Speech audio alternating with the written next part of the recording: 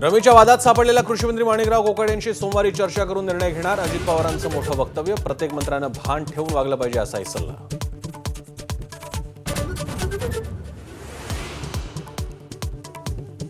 दौंड गोळीबार प्रकरणात गरज भासल्यास मकोका लावा आणि राजकीय हस्तक्षेप होऊ देऊ नका. उपमुख्यमंत्री अजित पवारांच्या पोलीस अधिकाऱ्यांना सूचना.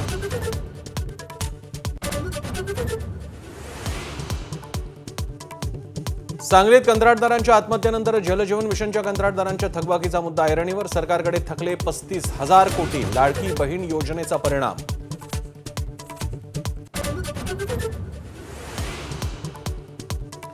एकनाथ खडसे आणि महाजनांमधला वाद पेटला. प्रफुल्ल लोढा एकनाथ खडसेंना गुलाब देतानाचे फोटो महाजनांकडून शेअर. गुलाबी गप्पा कुणासोबत रंगल्या एकेरी उल्लेख करत खोचक सवाल.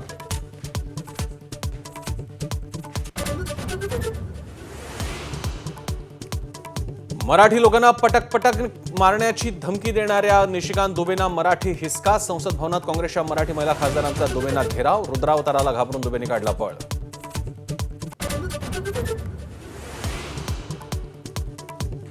निवडणूक आयोगाची चोरी पकडली आहे. पाठपुरावा करतच राहू. खासदार राहुल गांधींचा पुन्हा इशारा. कर्नाटकात एका जागेवर आयोगानं चोरी होऊ दिल्याचा आरोप.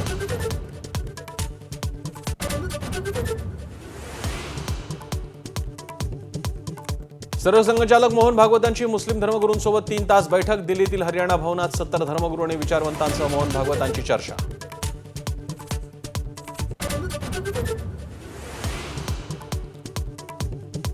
दोन 2006 मुंबई साखळी बॉम्बस्फोट प्रकरणातल्या आरोपींना निर्दोष सोडण्याच्या हायकोर्टाच्या निर्णयाला सुप्रीम कोर्टाची स्थगिती. मात्र सुटका झालेले आरोपी बाहेरच राहणार.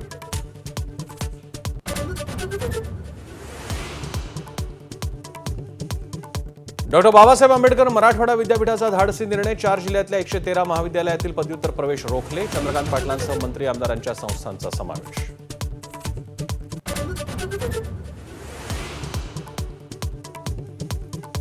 सहा फुटांवरील गणेश मूर्तींचं नदी समुद्रात विसर्जन करायला हायकोर्टाची परवानगी. गणेश मंडळांना मोठा दिलासा. 6 फुटांपर्यंतच्या पीओपी गणेश मूर्तींचं कृत्रिम तलावामध्येच विसर्जन करण्याचे आदेश.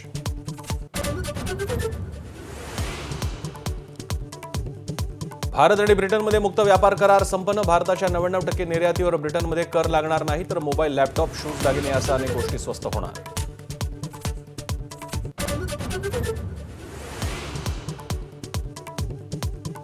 ऋषभ पंत दुखापतीमुळे इंग्लंड विरुद्धच्या मालिकेतून बाहेर. काल पायाला जखम झाल्यानंतर 6 आठवड्याच्या विश्रांतीचा सल्ला.